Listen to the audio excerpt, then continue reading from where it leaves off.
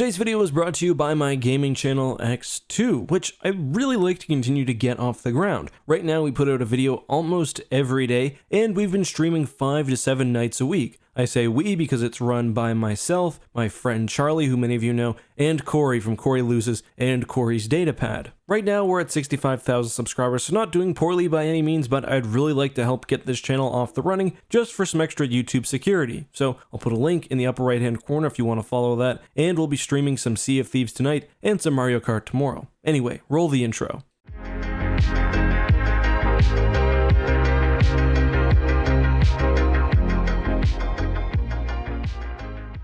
Hey guys, this is Eckhart Slatter. Hello and welcome to another video. So, if you've watched Star Wars or really a lot of science fiction, you might notice that in battles, spaceships are really close to each other, like hundreds of feet sometimes. This can be compared with more hard science fiction where battles take place over a far greater distance, with computers and high-precision energy and munitions doing a lot of the work. So, why are things different in Star Wars? Why, at the Battle of Coruscant, do we see capital ships literally broadsiding each other at basically spitting range? That's what we'll talk about today. And there is the obvious explanation that from out of universe, it's probably more enjoyable if you're not focused on realism to have the ships fighting basically like an old naval vessel. And we know that George Lucas really liked to sort of draw on old World War II footage, whether it was large ships with really big guns just firing at each other, or with how starfighters are basically just treated like aircraft. But those are all out-of-universe explanations, and while they are interesting, we like to dig down way too deep into things on this channel, so let's look at any in-universe explanations for why battles tend to play out this way. Interestingly, arguably the first Star Wars Legends book, perhaps other than the A New Hope novelization,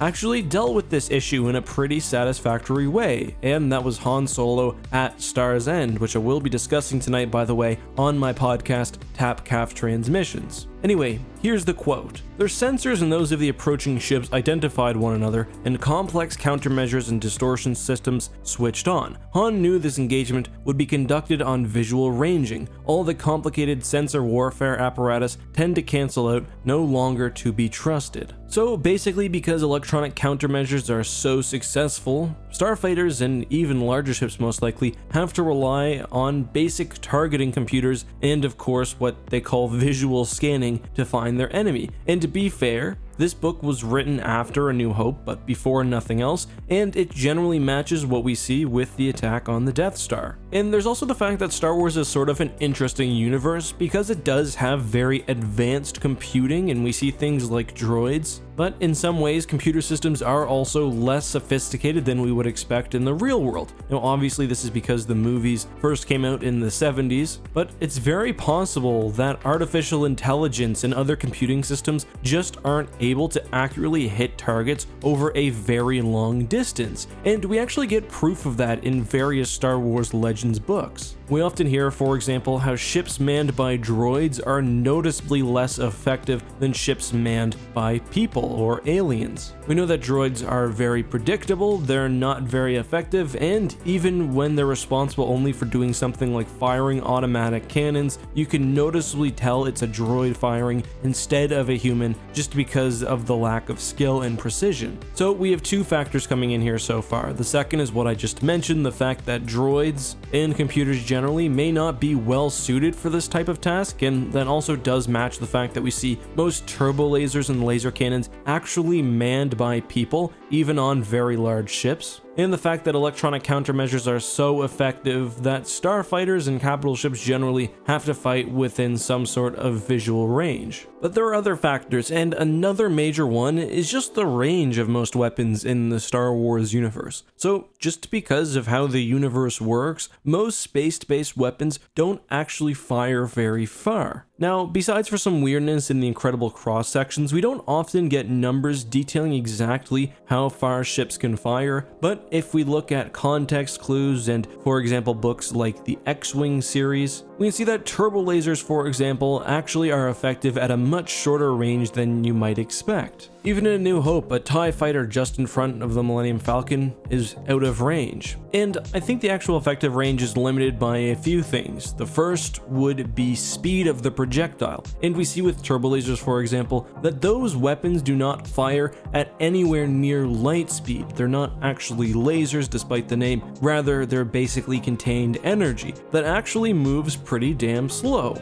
And that's probably why turbo lasers can be used against ground-based targets, but you don't really see ships firing across vast distances very frequently. Similar arguments can probably also be made for missiles and torpedoes, and really most weapons including projectiles. Another factor is that turbo lasers especially will be losing energy due, for example, to radiated heat and light, so that too naturally limits their range. And even on ground, we see that handheld blasters have a peak effectiveness within a few dozen meters usually. I discussed some practical applications of this in another video specifically about turbo laser ranges, but when we look at, say, the X-Wing book series, which I mentioned earlier, usually starfighters will begin firing their main weapons within about a kilometer or two of their target. Various other source books, for example, have put individual turbo lasers as having a range between a dozen or just over 100 kilometers, which begins to feel right for me at least. So one of the factors here is that turbo lasers just don't work very far away, and those are the main weapons on most Star Wars ships. So those are some real reasons there why Star Wars space battles happen in really close quarters, especially when compared to other science fiction. That being said, I should note that it's also very likely that the major space battles we see in Star Wars aren't necessarily representative of the average capital ship battle. For example, Scarif and Endor and the Battle of Exegol were all sort of last-ditch efforts by one faction to attack the other, and this is especially the case with Endor, where the Rebel fleet specifically went close to the Empire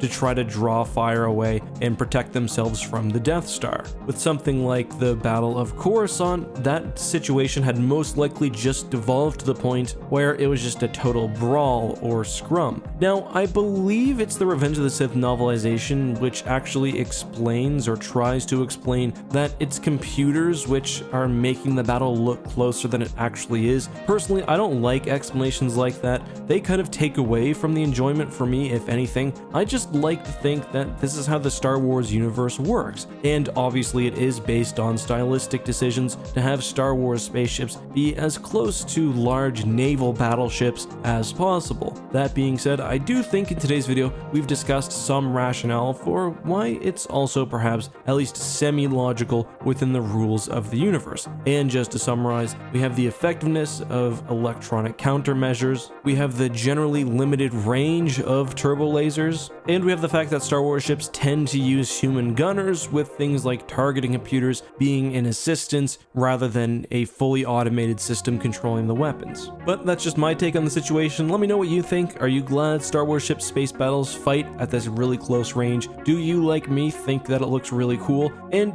do you need an explanation, or does that just take away from things? Let me know all of that and more down in the comments. No hashtag #AskThatQuestion of the day today. We'll get back to it next time. And until then, guys, have a good one, and may the Force be with you.